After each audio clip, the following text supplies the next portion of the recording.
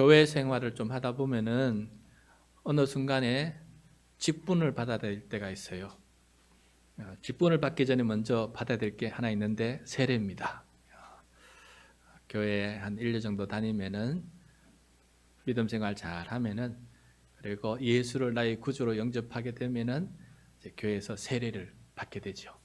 세례를 받으면서로서 이제 정식으로 교인이 됩니다. 공동의회 회원이 되고 성찬식에도 참여하게 되고 공동의회 투표권이 생겨서 교회의 중요한 결정 혹은 선거를 할 때 투표권도 생기게 됩니다. 그래서 세례를 받고 또 세례를 받고 또 한 1년 정도 열심히 성도의 의무를 잘 감당하다 보면은 갑자기 목사님께서 서리 집사로 임명합니다. 서리 집사.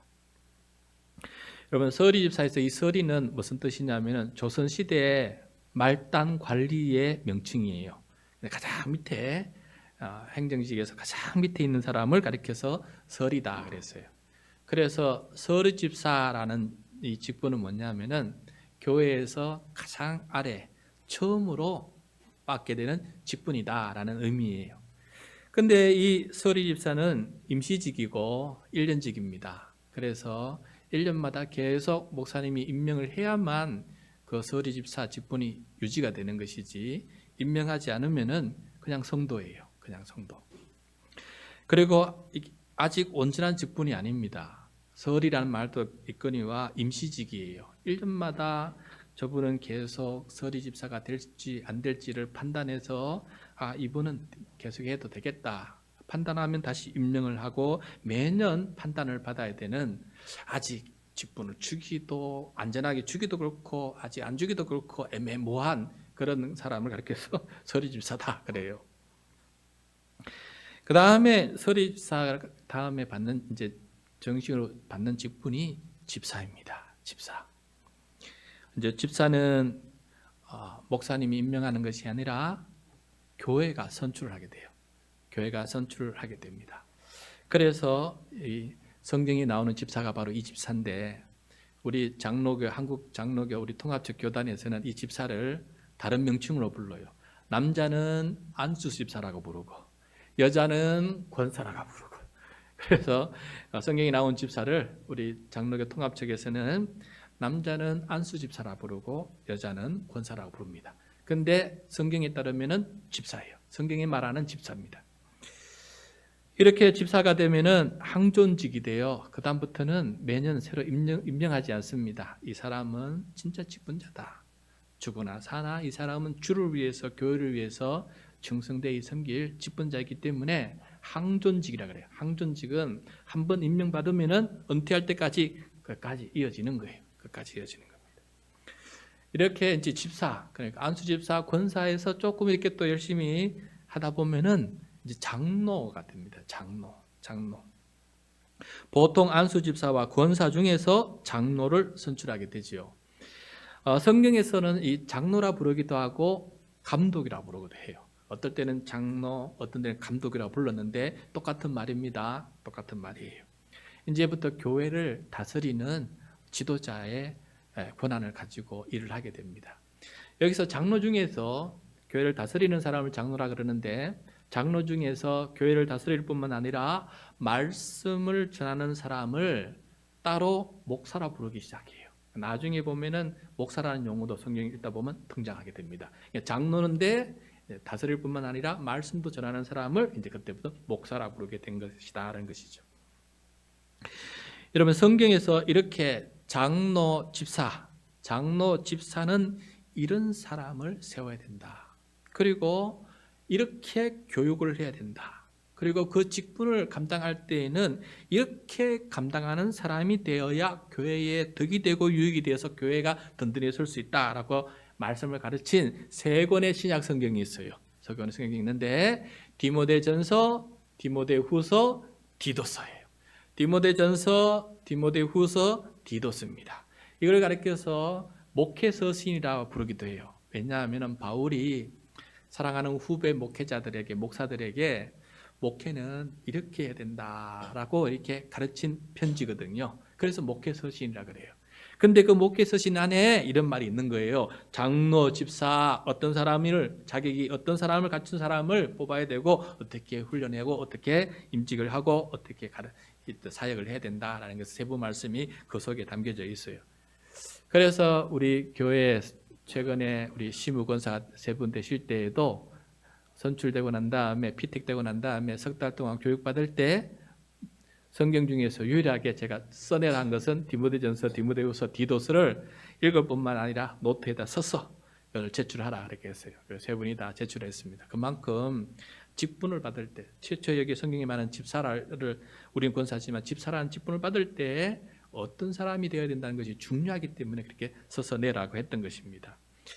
오늘 말씀은 어떤 성도를 장로와 집사로 세워야 하는지 그 말씀을 쭉 얘기한 다음에 그럼 목사는 이 장로와 집사를 어떻게 좋은 일꾼으로 양육해야 되는지를 가르쳐주는 말씀이에요.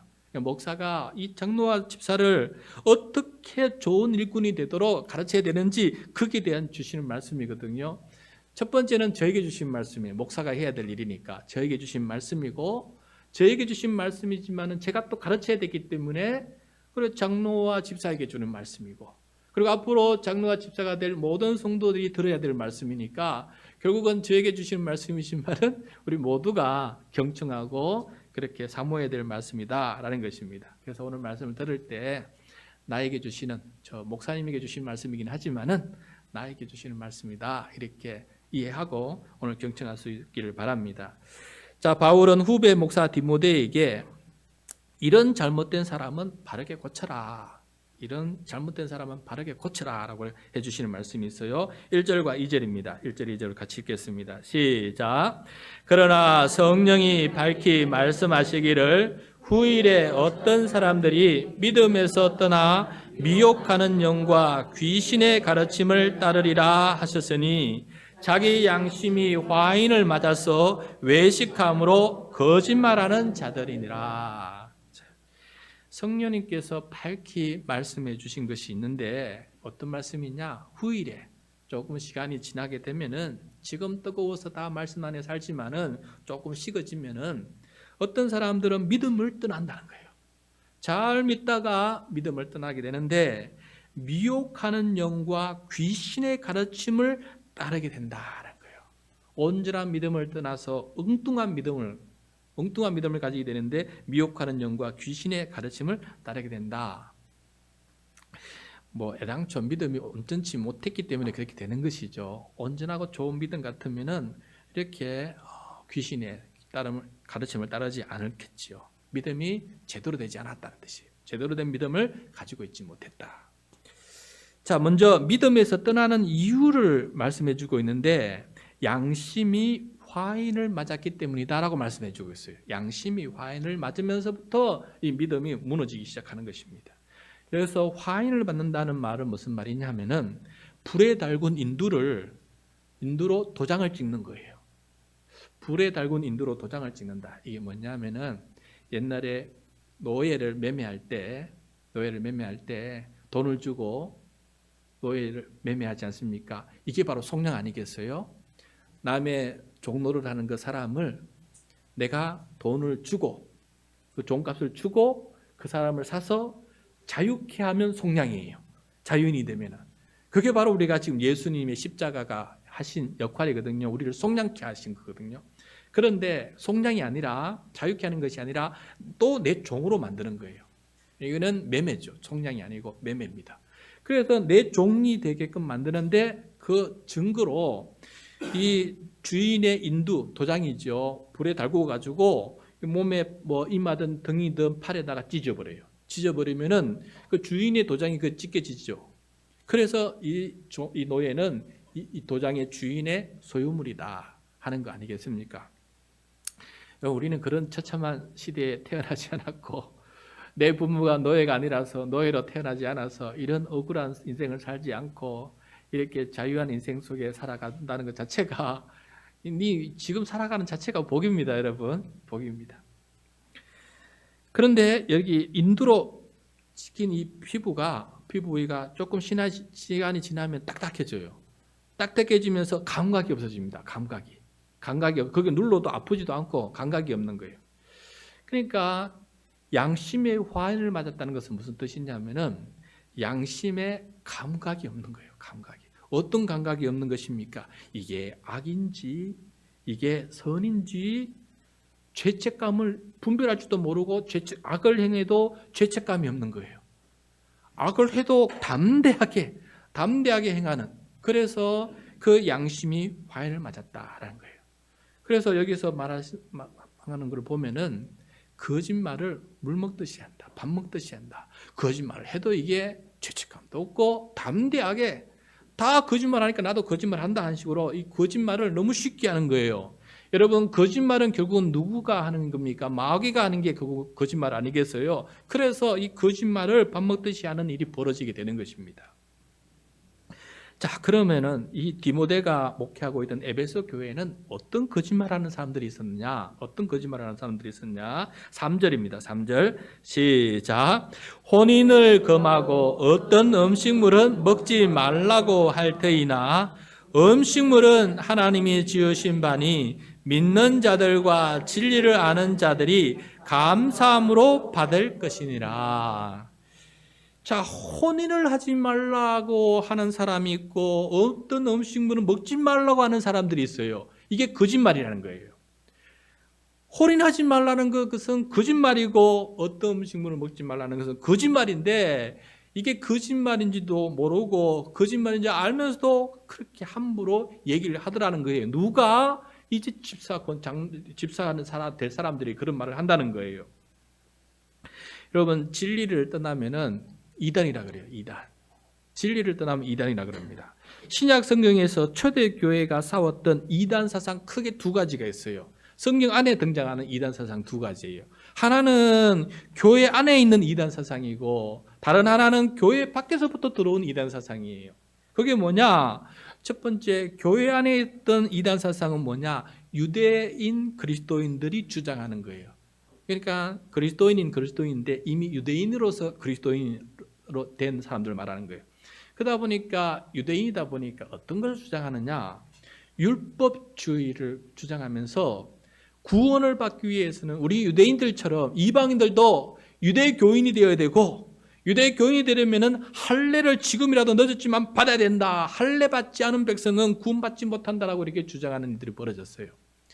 여러분, 우리는 믿음으로 구원을 받지 할례를 받는다고 해서 구원을 받는 게 아니에요.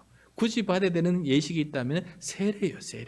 옛사람은 죽고 그리스도와 함께 새 사람으로 거듭나는 세례를 우리가 더 필요한 것이지 할례를 받느냐 못 받느냐에 따라서 우리가 구원을 받고 안 받고가 아닌 것입니다. 그런데 사도 바울이 갈라디아서, 고린도전서, 후서에 읽어보시면은 이 할례파, 이 율법주의자들과 얼마나 싸웠는지, 그들이 거짓 교사다, 거짓말하는 거짓 교사다 하면서 그렇게 얘기하는 모습을 보게 돼요. 그래서 초대교회 안에서 예수 그리스도께서 이루신 참 복음을 모르고 율법을 주장하는 사람들이 있었다라는 것을 꼭 명심하시길 바랍니다. 그것은 잘못된 이단이다. 자, 두 번째, 교회 안에서 생긴 것이 아니고 교회 밖에서 교회 안으로 들어온 이단 사상이에요. 처음으로 등장하는데 다만 이게 이름이 나중에 붙여졌기 때문에 신약 성경이 다 기록된 다음에 이 무리들의 이름이 정해졌기 때문에 신약 성경 안에는 이 이단의 이름이 등장하지 않아요. 그런데 그게 뭐냐? 영지주의라는 거예요. 영지주의. 처음 들어보시죠? 헬라 철학 사상 중에서 영지주의라는 게 있어요. 영지주의 사상은 어떤 사상이느냐? 물질은 악하고 오직 영만, 정신만 선하다고 보여요. 물질이 악한 거예요. 그래서 물질이 악하기 때문에 우리 육신도 악한 것이다라고 봐요. 악하다. 그러니까 우리 몸뚱아리는 악하다. 우리 머릿속에 있는 정신과 영혼만 선하다. 그리고 이 몸뚱아리가 악하다 보니까 육체의 쾌락은 죄악이다. 그래서 심각한 금욕주의를 주장했어요. 이렇게 육체의 쾌락이 악하다 보니까 결혼하지 말라는 말까지 나온 거예요. 영혼의 구원을 위해서 이 육체의 쾌락을 주장하는 결혼도 하지 말라. 라고 이렇게까지 말하게 된 것입니다. 여기에 한 걸음 더 나아가서 육신이 약하다 보니까 육식도 거부를 하는 거예요. 채식주의자가 채식. 여러분, 우리 오늘날은 건강을 위해서 채식을 하거나 혹은 동물을 보호한다는 의미에서 채식을 주장하는 사람이 있지만은 여기서는 다른 의미예요. 악하다고 생각하기 때문에. 동물이 음식물, 고기가 악하다고 생각하기 때문에 먹으면 안 된다는 거예요. 전혀 다른 생각이죠. 그래서 요한 1서나 다른 성경을 보면은 이 영지주의자들은 심지어 어떤 말까지 하느냐? 예수님께서 육신을 입고 이 땅에 오신 것을 받아들이지 않아요. 예수님께서 육신을 입고 이 땅에 오신 것을 받아들이지 않아요. 그러면은 제자들이 따랐던 예수님의 그 육신의 목숨은 뭐냐? 이들이 말하기를 뭐라고 말하냐면은 그거 환영이야, 환영. 그냥 육신이 있는 것처럼 우리 눈에 보인 것뿐이고 환영이다라고 이렇게 주장까지 합니다. 엉뚱한 이야기를 한 것이죠. 그래서 심지어 어떤 말까지 하느냐면은 예수님은 육신의 고통을 당하신 분이 아니시고 십자가에 달려 죽으실 때도 예수님은 실제 죽으신 분이 아니시다라고까지 말하게 되는 거예요. 이게 가장 먼저 외부에서 들어온 사상 때문에 우리 복음이 훼손되면서 진정한 예수 그리스도의 이 복음이 훼손되는 이단 사상이 바로 이 영지주의였습니다. 굉장한 큰 영지주의였어요. 많은 영향을 끼쳤습니다. 그래서 사도 요한은 요한일서에 보면은 이런 자들을 이단자라고 할 뿐만 아니라 적 그리스도다라고 말해요. 적 그리스도. 예수 그리스도의 육신을 부인하는 자는 적 그리스도다라고 할 정도로 그들을 강력하게 제지하는 그런 말씀도 우리가 읽게 됩니다. 자, 여러분, 이 영지주의 가르침이 왜 잘못이신지 정확히 모르면 이렇게 에베소 교회의 직분자들처럼 영지주의 주장을 따라가게 돼요.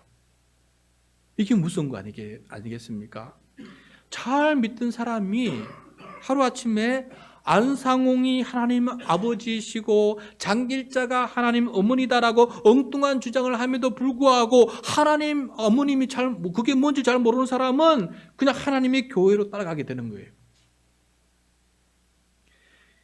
다시 오실 예수 그리스도가 어떻게 다시 오신지를 모르면은 이만희가 다시 오신 그리스도라고 그것을 받아들이게 되고 신천지에 빠져들게 돼요. 여러분, 하나님의 교회의 교인들과 신천지의 교인들은 전부 다 90%가 기존 교회 교인들이라는 거예요. 그 중에는 권사도 있고 안수 집사도 있고 장로도 있고 목사도 있다는 거 아닙니까? 그래서 이게 중요한 거예요, 여러분. 내 영혼이 팔릴 수도 있어요, 여러분. 내가 하나님이 어떤 분이신지 모르고 예수 그리스도께서 어떤 분인지 모르고 그냥 예배만 드리고 가고 예배만 드리고 성경 읽지도 못하고 연구하지도 않고 뭐가 하나님인지도 모르고 뭐가 예수님인지도 모르고 어떻게 예수님께서 육신을 가졌는지도 모르고 그 육신의 의미도 모르고 산다 그러면은 이렇게 말하면은 훅다 그렇게 넘어가는 거예요. 그래서 오늘 지금 사도 바울이 디모데에게 가르쳐야 된다. 제대로 가르쳐라. 안 그러면 큰일 난다. 이 영지주의에 휘말려가지고 결혼하지 말라, 어떤 음식물 먹지 말라 이렇게 거짓말하는 사람들이 등장함에도 불구하고 교회가 가만 놔두면 되겠느냐. 교회 전체가 절단한다 라고 얘기한 거 아니겠습니까? 자, 그러면은 이 결혼과 음식물에 대한 올바른 성경의 가르침 다 설명할 수 없지만 좀 간단하게 좀 알았으면 좋겠어요. 하나님의 진리는 건 무엇이냐? 4절과 5절입니다. 4절과 5절 같이 읽겠습니다. 시작. 하나님께서 지으신 모든 것이 선함에 감사함으로 받으면 버릴 것이 없나니 하나님의 말씀과 기도로 거룩하여 짐이라. 아멘. 자, 이 말씀이 뭐냐? 하나님은 흙으로 사람의 육체를 만드셨어요. 이거 귀신이 만들었습니까? 하나님이 만드셨습니까? 하나님이 만드셨어요. 그리고 난 다음에 그 코에 생기를 불어넣으셔서 그가 정신을 가진, 영혼을 가진 그런 생명체가 되게끔 해주셨어요. 그러니까 육신은 하나님께서 만드시고 창조하신 선하고 거룩한 것이에요. 육체를 악하다고 말하는 것은 성경의 가르침과 반대되는 일입니다. 다만 성경에서 육을 따르지 말고 영을 따르자고 했던 그 말은 그 육은 어떤 의미냐? 이 세상의 가치를 따르지 말라는 그런 비유적 의미였어요. 그러므로 우리의 이 육신 몸뚱아리는 죄악 덩어리가 아니고 또 죄악도 악한 것도 아니고 하나님께서 만드시고 다듬어서 두 손으로 만드신 귀한 육신이라는 사실을 우리가 잊으면 안 됩니다.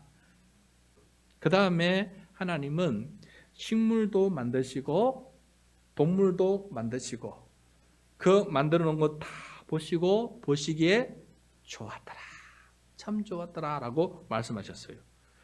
어떤 동물이든 이 땅에 존재하는 모든 동물은 하나님의 창조의 역사고 하나님 보시기에 좋은 것이에요. 그래서 심지어 하나님은 처음에는 식물을 사람의 음식물로 주셨다가 노아 홍수 이후에는 동물도 하나님 우리 사람의 음식물로 주셨어요. 다만 동물을 먹을 때 피채 먹지 말라. 피에 생명이 있으니 피만 먹지 말고 동물도 먹어도 좋다라고 이렇게 하나님께서 우리에게 모든 음식물로 우리에게 주시는 거예요. 또 하나님은 아담과 하와를 만드시고 둘이 한 몸이 되어 부부가 되게 하셨어요. 부부가 한 몸이 되는 것은 하나님께서 정하신 것이고 자녀를 출산을 통해서 온 땅에 충만하라고 하나님께서 명하신 것입니다. 그러므로 부부가 한 몸이 되는 것은 하나님의 질서예요. 하나님께 주신 기쁨이에요. 그리고 하나님께서 주신 가정을 세우는 귀한 그런 통로예요. 다만 부부를 넘어서 육체적 쾌락을 일삼는 것은 간음이고 그게 죄악입니다. 그러므로 음식물을 먹지 말라든가 결혼하지 말라는 것은 이건 하나님의 뜻과 맞지 않습니다. 라는 확고한 우리 성경적인 지식을 가지고 있어야 이들을 이길 수 있지 않겠습니까? 근데 다만 하나님께서 어떤 동물의 고기를 먹지 말라고 명하신 적이 있어요. 우리 구약 성경을 읽다 보면 부정한 동물, 정한 동물 나누시고 부정한 동물은 가까이 하지도 말고 먹지도 말라고 하신 거 기억나십니까? 예, 그러니까 다음에 사람 중에서 악성 피부 전염병을 앓고 있는 사람은 가까이 하지 말고 접촉하지도 말고 그 다음에 사체, 죽은 시체는 사람이든 동물이든 가까이 하지 말라고 하지 않았습니까? 왜 이렇게 하셨느냐? 그때에는 의학이 발달되지 못해서 우리의 건강을 잘 육신을 유지하기 위해서 하나님께서 이렇게 말씀하신 거예요. 이런 것들을 통해서 병이 전염이 되고 이런 것들을 통해서 사체 이런 것 통해서 사람의 위생 상태가 좋아지지 않기 때문에 그런 동물들 그런 것들은 가까이 하지 말라라고 이렇게 말씀해요. 그런데 그 성경 어느 성경 읽어봐도 그 동물이 부정하다고 말했지 악하다고 말한 점은 없어요. 그게 죄악이라고 말한 점 한 구절도 없어요. 정함과 부정함, 그러니까 깨끗하다 깨끗하지 못하다는 구분이에요. 우리의 건강을 위해서 그렇게 구분하셨던 거예요. 성경을 잘 모르면은 어떤 거 먹지 말라 하지 않았느냐, 그걸 거기서 악한 것이다. 아닙니다. 하나님께서 창조하신 모든 동물은 선한 것이에요. 다만 그때는 위생이 아직 깨끗하지 못하고 우리가 전염병에 걸릴 수도 있으니 그걸로부터 경계를 하라고, 그리고 닦게 되면 씻으라고, 몸을 씻으라고. 그래서 물로 씻으라는 전기를 예식을 만들어 놓지 않아요? 그걸 닦게 되면 무조건 다 씻어야 된다. 그래야 나쁜 병균이 몸에서 떨어지기 때문에 그렇게 얘기해 주신 것이에요. 그러다가 나중에 예수님께서 십자가에서 단번에 영원한 제사를 드리지 않습니까? 그걸 통해서 더 이상 이제 동물을 희생 제물로 드릴 필요가 없다라고 예배의 개혁을 이루지 않았어요? 그게 바로 지난주 말씀 아니었습니까? 그때 무엇까지 다 개혁하셨냐면은 더 이상 이제는 정함과 부정함도 구분한 것도 다 없으셨어요. 그 이유로는 하나님께서 더 이상 정함과 부정함 구분을 하지 않으셨어요. 사람도 정함과 부정함을 구분하지 않으셨어요. 그게 바로 베드로의 환상 아닙니까? 기억나십니까? 베드로가 환상 중에 기도하다가 환상 중에 보지 않았습니까? 뭘 봤어요? 하늘로부터 큰 보재기가 내려오지 않았어요, 그죠? 보재기가 내려왔는데 그 안에 뭐가 들어 있었습니까? 부정한 동물이 있었어요. 근데 하나님께서 다 먹으라 그랬어요. 근데 베드로가 어떻게 감히 그런 말씀을 하십니까? 저기 부정한 동물은 먹으면 안 되는 건데 나보고 왜 먹으라 하십니까? 라고 했을 때 그때 처음으로 하나님께서 창세의 그 말씀을 다시 하지 않습니까? 내가 선하고 거룩하게 지은 것을 너는 부정하다 하지 말라. 그리고 먹으라 라고 했어요. 그와 함께 동시에 이방인도 부정한 사람으로 대하지 말고 정한 사람으로 대하고 거기 찾아가서 주의 복음을 전하라. 고넬료에 가서 복음을 전하라 라고 이렇게 했던 거 아니겠습니까? 그러므로 그 예수님 이후로 이러한 구분이 이제 다 사라지게 되고 원래의 선함이 다 회복되는 놀라운 회복, 에덴의 회복, 이것이 예수 그리스도를 통해서 새롭게 진행되고 있는 것을 우리가 보게 됩니다. 이렇게 율법주의와 영지주의라는 이단 사상에 물든 그리스도인들이 있다면은 예수의 좋은 일꾼이 되지 못하기 때문에 양육해야 된다. 디모데야, 네가 양육을 해야 된다라고 이렇게 말씀해 주고 있어요. 6절과 7절 말씀입니다. 6절 7절 시작. 내가 이것으로 형제를 깨우치면 그리스도 예수의 좋은 일꾼이 되어 믿음의 말씀과 내가 따르는 좋은 교훈으로 양육을 받으리라. 망령되고 허탄한 신화를 버리고 경건에 이르도록 내 자신을 연단하라. 아멘. 네, 이것으로 즉 예수님께서 가르쳐 주신 말씀으로 형제를 깨우치면은, 깨달아 알게 하면은 그 형제들이 그리스도 예수의 좋은 일꾼이 된다라는 거 아니겠습니까? 그러므로 형제들이 믿음의 말씀과 좋은 교훈으로 양육을 받게 될 것이다. 이것이 잘못된다는 것을 깨우쳐 알게 해주면은 그 깨우침을 받은 이 형제들이 내가 마귀의 일꾼이 되었구나. 이제부터는 예수의 일꾼이 되어야 되지. 그러면서 다시금 믿음의 말씀과 좋은 교훈으로 양육을 받으려고 한다는 거예요. 양육받게 된다는 거예요. 그렇게 됨으로써 어떻게 됩니까? 7절에 망령되고 허탄한 신화를 버리고, 이 율법주의와 영지주의의 이 망령되고 허탄한 신화를 버려버리고 경건에 이르도록 내 자신을 연단하라 돼 있어요. 경건에 이르게 된다. 경건에. 자, 여기서 여러분 경건이 무엇이냐 이게 좀 알아야 돼요. 우리가 많이 들은 말인데 경건이 무엇인지를 오늘 좀 제대로 알았으면 좋겠습니다. 이 경건에 대해서 예수 그리스도께서 우리들에게 경건이 무엇인지 그 비밀을 가르쳐 주셨어요. 그게 바로 오늘 말씀 앞장에 있는 디모데전서 3장 16절이에요. 메모해 두세요. 경건하면 뭔지. 경건은 바로 이것이다라는 걸 분명히 깨달을 수 있기 바랍니다. 디모데전서 3장 16절이에요. 우리 화면을 보면서 아니면 성경을 보면서 우리 다시 한번 읽도록 하겠습니다. 시작. 크도다 경건의 비밀이여 그렇지 않다 하는 이 없도다. 그는 육신으로 나타난 바 되시고 영으로 의롭다 하심을 받으시고 천사들에게 보이시고 만국에서 전파되시고 세상에서 믿음 바 되시고 영광 가운데서 올려지셨느니라. 아멘. 자, 예수님께서 경건의 비밀을 우리들에게 가르쳐 주셨어요. 이게 바로 비밀이다. 경건이다. 예수님을 통해서 이제 제대로 경건이 무엇인지를 우리가 깨닫게 된다는 거예요. 그 내용이 무엇이에요? 보니까 첫 번째, 예수님께서 이 땅에 태어나신 거예요. 육신으로 태어나셨다.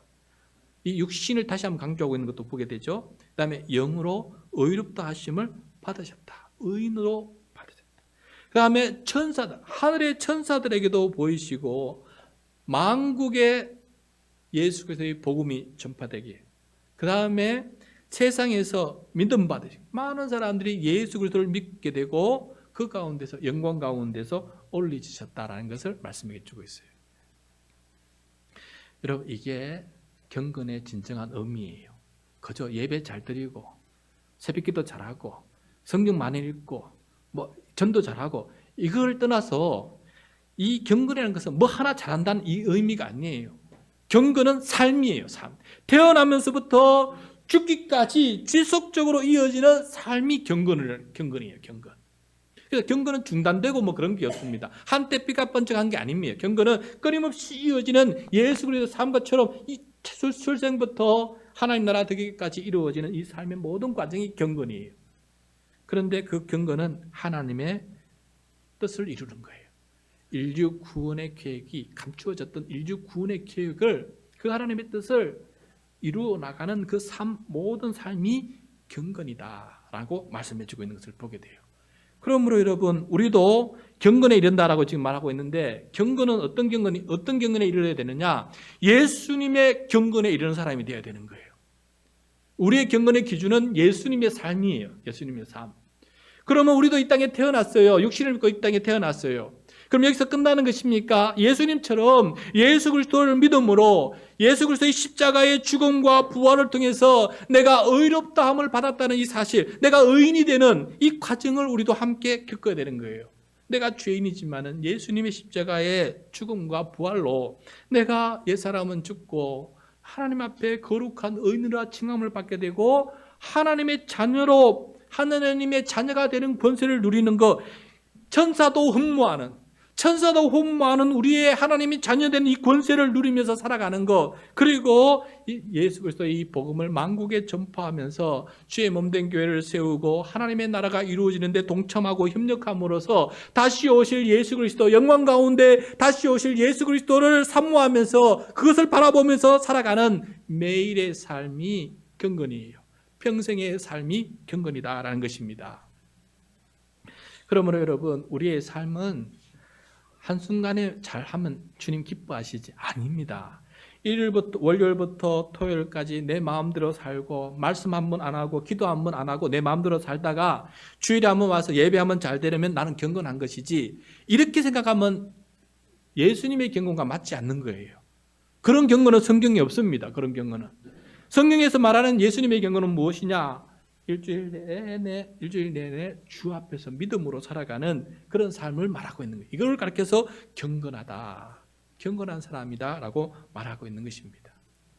여러분, 이제부터 진짜 경건한 사람 될 수 있기를 바랍니다. 하루하루 매 순간 믿음 안에서 하나님 앞에서 살아가는 것, 이것이 바로 경건이다. 예수님을 따르는 경건이다. 그런 경건에 이르러야 된다라고 말씀하고 있습니다. 자, 이런 경건을 깨닫게 되면은 그제서야 8절 말씀이 이해가 돼요. 오늘 8절 말씀, 다시 한번 8절 말씀 같이 읽겠습니다. 시작. 육체의 연단은 약간의 유익이 있으나 경건은 범사에 유익하니 금생과 내생에 약속이 있느니라. 아멘. 경건은 범사라 그랬지 않습니까? 한때 잠깐 유익한 게 아닙니다. 딱 주일에만 유익한 게 아니에요. 범사에 유익한 것입니다. 그 다음에 금생과 내생, 이 땅의 삶, 그리고 하나님 나라에 가서의 삶까지 이 경건은 계속해서 이어지는 거예요. 계속 이어지는 그런 유익한 것이 바로 경건이다. 이 경건의 이 정의를 다시 한번 깨닫고, 주님, 저 이런 경건한 사람 되게 해주십시오. 자, 이런 경건의 목표는 무엇입니까? 그러면은 구원을 온전히 이루는 것이에요. 9절과 10절입니다. 9절, 10절 시작. 미쁘다 이 말이여 모든 사람들이 받을 만하도다. 이를 위하여 우리가 수고하고 힘쓰는 것은 우리 소망을 살아계신 하나님께 두미니 곧 모든 사람, 특히 믿는 자들의 구주시라. 아멘. 경건은 과거에 이미 받은 구원, 그 받은 구원을 누리는 삶이고, 또 현재 구원을 누리는 삶이고, 미래에 완성될 구원을 바라보며 살아가는 전체 과거, 현재, 미래의 삶이에요. 그리고 경건은 우리의 소망이신 살아계신 하나님, 우리 모든 믿는 자의 구주가 되시는 예수 그리스도를 따르는 삶이 경건이다. 그 경건한 삶을 살아갈 때 그것이 바로 구원의 길이다라는 것을 말씀해 주고 있는 것입니다. 그럼 여러분, 우리 경건의 이 길이 바로 구원의 길이다. 구원받은 자의 삶이라는 사실을 명심하고 살았으면 좋겠습니다. 이렇게 우리가 예수의 좋은 일꾼이 되고 경건을 통해 구원을 온전히 이루기 위해서 이제 목사인 제가 해야 될 일이 있고, 그 다음에 여러분들이 해야 될 일이 있어요. 그게 무엇인지 한번 보겠습니다. 11절부터 13절입니다. 11절부터 13절 시작. 너는 이것들을 명하고 가르치라. 누구든지 내 연소함을 업신여기지 못하게 하고 오직 말과 행실과 사랑과 믿음과 정절에 있어서 믿는 자에게 본이 되어 내가 이럴 때까지 읽는 것과 권하는 것과 가르치는 것에 전념하라. 자, 이거는 목사인 디모데에게 주는, 장로인 디모데에게 주는 말씀이에요. 너 이거 해라 라고. 여기 보면 특히 13절이 그 핵심이에요. 읽는 것과 권하는 것과 가르치는 것을 전념해라. 그럼 다른 말로 하면은 여러분이 해야 될 일은 무엇이겠습니까? 저는 읽는 것과 권하는 것과 가르치는 게 전념하게 되면은 여러분은 해야 될 게 반대로 무엇이겠습니까? 듣는 것에 전념해야 되고, 권함을 받는 것에 전념해야 되고, 배우는 것에 전념해야 되는 거 아니겠어요? 이것이 바로 우리가 해야 될 일입니다. 우리가 해야 될 일입니다. 특히 저는 이런 일에 있어서 업신여김을 당하지 않게 해야 되라고 되어 있어요. 여기서 연소함에 대해서 업신여기지 말라고 되어 있는데, 진짜 의미는 무엇이냐면은 이런 읽는 것과 권하는 것과 가르치는 것이 업신여겨져서는 안 된다는 거예요. 여러분, 우리 교회 성도들은 예수 그리스도의 좋은 일꾼이 되기 위해서는 이러한 가르침을 업신여기고 나는 이 정도면 괜찮다, 이렇게 교만을 떨면 안 되는 거예요. 여러분, 지금 우리 교회 협동장로님 다 나가셨지만 두 분의 협동장로님이 계셨어요. 얼마나 이제 와서 말씀하지만 교만했는지 모릅니다. 우리는 온 교인이 다 1:1 양육하고 온 교인이 다 소그룹 제자 훈련을 해요. 그런데 장로란 사람이 앞장서서 먼저 겸손히 앞장서서 그 일을 해야 되는 게 본을 보여야 되지 않겠어요? 그래야 배나 존경받지 않겠어요? 그런데 두 번 장로는 나는 받을 거 다 받았다, 나는 이게 필요 없다 하면서 교육을 안 받는 거예요. 그럼 목사인 저는 입장이 어떻게 되는 것입니까? 장로가 안 받는데 그 밑에 있는 권사 집사들에게, 성도들에게 받으라고 하니까 이 교회가 질서가 세워지는 것입니까? 이 교회가 되는 교회입니까? 안 되는 교회입니까? 그러므로 여러분, 우리가 이 교회가 예수 그리스도의 좋은 일꾼이 되기 위해서는 이렇게 자칫 잘못하면은 마귀의 일꾼이 되니까 우리가 끊임없이 해야 될 것은 무엇이냐? 배우고 읽고 권함을 받고 가르침을 받는 거예요. 이게 꾸준히 경건처럼 한 번 딱 받고 나 다 이루었다, 이런 건 없어요. 경건에 그런 건 없어요. 저는 지금 신학을 13년 동안 하고 박사학위도 받았지만 지금도 계속해서 연구해도 모르는 게 많아서 이렇게 공부하고 있는데, 여러분은 뭐 그렇게 잘 알아서 나는 딱 한 번 들으면 다 알아, 주일 설교 딱 한 번 들으면 내 신앙에 문제 없어, 나는 완벽한 신앙인이야, 그렇게 자신감 있게 어떻게 살아갈 수 있습니까? 그건 교만이에요. 여러분, 교만이에요. 그거는 아주 심각한 교만이에요. 말씀은 너무나 깊고 넓고 하나님의 이 경륜의 세계는 너무너무 커요. 그리고 하나님을 한번 알다가도 모르고 믿음이 생겼다고도 안 생기고 하나님을 알 것 같지만 또 모르고, 이게 계속해서 이어지는 삶이 믿음의 삶이에요. 성경 한번 읽어보십시오. 이번 통독 한번 했지만 읽으면 읽을수록 더 모르는 게 하나님의 세계예요. 믿음이라고 해서 더 깊이 모르는 거예요. 그게 바로 배워나가는 거예요. 모르면 모른다는 것을 알게 되는 사람이 전부 알아가는 사람이에요. 야, 이것도 난 모르구나, 내가 이것도 모르는구나, 내가 이것도 모르는구나, 이런 모르는 것을 아는 사람이 바로 배우는 사람이고 그게 바로 아는 사람이에요. 그래서 여러분, 제가 해야 될 일이 뭡니까? 자꾸 말씀을 읽는 것이고 그 다음에 이렇게 살아라고 권하는 것이고, 잘 모르면 자꾸 가르치는 거예요. 가르치는 것이, 이게 전념해야 될 내 일인 것처럼 우리 그리스도의 좋은 일꾼은 말씀을 듣는 것, 그 다음에 권함을 받는 것, 그 다음에 배우는 이 일들을 업신여기지 말고 겸손하게 그렇게 내가 할 수 있는 최선을 다해서 배우고 익히면서 나아가는 거예요. 그렇다고 여러분 매일 교회에 나와서 살아는 뜻이 아니에요. 그게 아닙니다. 배울 때 배우면서 겸손하게 최소한 하루에 20분 정도는 성경을 읽을 수 있고 10분 정도는 기도할 수 있는 사람이 돼야 되지 않겠어요? 그렇습니까? 안 그렇습니까, 여러분? 내가 경건한 사람이 되려고, 내가 예수 그리스도의 좋은 일꾼이 되라 그러면은, 그럼 최소한 내가 하루에 24시간 중에 30분만이라도 투자할 수 있는 사람이 돼야 최소한 명함이라도 되지 않겠어요? 안 그렇습니까? 그런데 일주일 내내 성경은 저 차 뒷구석에 처박혀 있고, 이 차크를 언제 여느냐? 주일날 와야 그때 열어요. 집에 가면 이거 덮어놓고 집에 가면 일주일 내내 덮여 있어요. 언제 열느냐? 주일날 교회에 와서 찬송가 하면 그때서야 열어요. 이런 사람이 어떻게 좋은 일꾼이 될 수가 있겠습니까? 웃기지 않아요? 스스로 생각해도 웃기지 않아요? 우리가 너무 웃기지 않습니까? 우리가 지금 좋은 세상에 그나마 살고 있어서 이 믿음 지키지, 조금만 환란이 있고 북한에만 가봐요. 조금만 환란이 있으면은 여러분 우리 중에 9명은 다 떨어져요. 믿음에서 다 떨어져요. 지금 얼마나 좋은 세상이 있는지 감사히 여겨야 돼요. 이럴 때일수록 더 무뎌지지 않고 더 믿음에 서려고 노력해야 돼요. 여러분, 개구리를 죽이는 방법이 뭐예요? 미꾸라지 죽이는 방법은 뭐예요? 물을 넣어놓고 밑에서 물을 천천히 불 떼는 거 아니에요? 내가 언제 죽는지 모르는 거 아니에요? 그것처럼 우리가 그렇게 살아서는 안 된다라는 것을 말씀해 주고 있습니다. 디모데전서 말씀을 읽으니까 하는 말이에요. 장로, 집사 지금 중요하다는 거 하니까 하는 말이에요. 그러니까 이 말씀을 좀 심각하게 받아들일 수 있는 우리 모두가 되기를 바랍니다. 그래야 집사가 돼도 욕을 안 얻어먹어요. 그래야 권세가 돼도 욕을 안 얻어먹어요. 두 번째, 그와 동시에 우리는 어떻게 되느냐, 권사 직분을 받은 사람을 존중할 줄 알아야 돼요. 지금 내 권사님 3분 세우고 이렇게 은퇴 권사님도 계시지만은 한 사람의 권사가 된다는 것은 보통 어려운 게 아니에요. 그 자리에 선다는 게 보통 어려운 거 아니에요.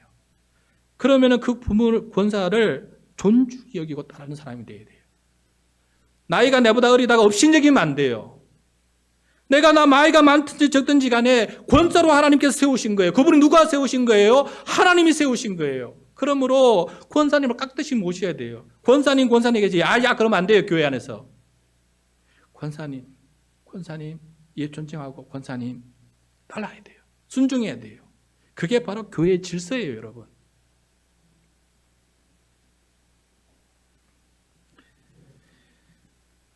그 다음에 저와 뿐만 아니라 우리 모든 성도들이 경건의 모양과 경건의 능력이 있어야 돼요. 다음 말씀 보면은 디모데후서 3장 5절입니다.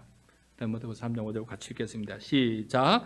경건의 모양은 있으나 경건의 능력은 부인하니 이 같은 자들에게서 내가 돌아서라. 아멘.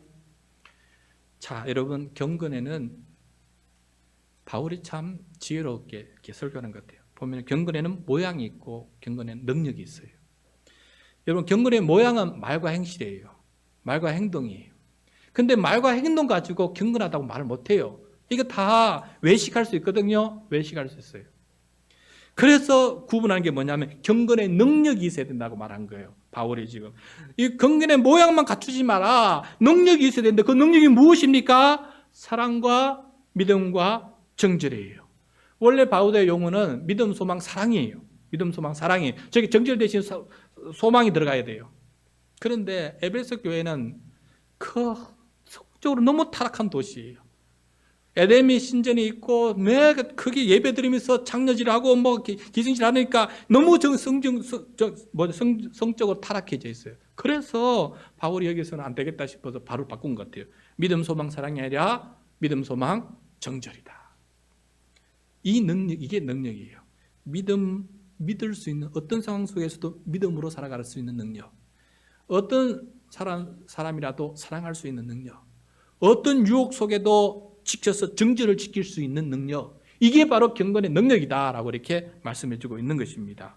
이런 능력을 본보이는 사람이 되라. 이런 부분에서 성숙한 본을 보이라고 지금 바울이 디모데 목사에게 그렇게 지금 권고하고 있는 것입니다. 다음 14절 15절입니다. 14절 15절 시작. 내 속에 있는 은사 곧 장로의 회에서 안수받을 때에 예언을 통하여 받은 것을 가볍게 여기지 말며 이 모든 일에 전심전력하여 너의 성숙함을 모든 사람에게 나타나게 하라. 자, 디모데가 장로의 직분을 안수받을 때 예언을 통해서 받은 게 뭐 있어요? 디모데 속에 있는 은사라는 겁니다. 디모데 속에 있는 은사.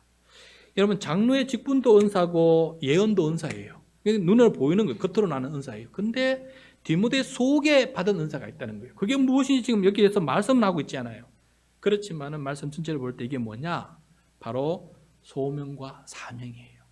하나님께서 나를 부족하고 연약한 나를 불러주셔서 직분을 맡겨주실 것이다. 그리고 그 직분을 통해서 가서 그에 합당한 사명을 이루면서 살아가라는 하는 사명과 소명, 이것이 바로 그 마음속에 받아 있는 그런 은사다라는 것을 말씀해 주고 있습니다. 이 일에, 이 부르심 앞에, 이 사명 앞에 전심전력해서 많은 사람들 앞에 성숙함을 보이는 그런 목사가 되라라고 이렇게 말씀해 주고 있어요. 그래야 모두가 경건의 목표인 구원에 이르게 된다는 것이에요. 16절입니다. 16절 시작. 네가 내 자신과 가르침을 살펴 이 일을 계속하라. 이것을 행함으로 내 자신과 내게 듣는 자들을 구원하리라. 아멘. 제가 먼저 구원을 받고 말씀을 전하는데 이 구원의 말씀을 듣는 모든 성도들도 구원을 완성해 나가게 될 수 있다라고 이렇게 말씀하고 있는 것을 말씀하시는 것입니다. 그래서 제가 해야 될 일은 읽는 것과 권하는 것과 가르치는 것에 전념을 해야 되고, 또 우리 성도들은 듣는 것과 권함을 받는 것과 배우는 일에 전념을 할 때 언제나 구원을 이루면서 이 험악한 세상에, 유혹 많은 이 세상에 믿음이 파손당하지 아니하고 직분에서 파손당하지 아니하고 끝까지 구원을 향해서 달려갈 수 있는 그런 백성이 될 수 있다라는 것을 우리가 오늘 말씀해 주고 있습니다. 여러분, 내 안에 망령된 것이 없는지, 내 안에 허탄한 신화가 없는지 점검해 봅시다. 내가 하나님의 진리가 아닌데 혹시 세상에서 가르치는 것, 이렇게 하면 성공 간다고 가르치는 뭔가 헛된 망령되고 허탄한 것이 혹시 내 안에 내 삶과 내 생각을, 내 행동을 이끌어가고 있는 것이 혹시 없습니까? 그것을 구분할 줄 아는 사람이 되어서 그것을 따르지 아니하고 망령되고 허탄한 신앙을 버려버리고 경건에 이르는 우리 모두가 될 수 있기를 간절히 소원합니다. 그때 예수 그리스도의 좋은 일꾼이 될 것이고 구원이 온전히 완성될 줄로 믿습니다.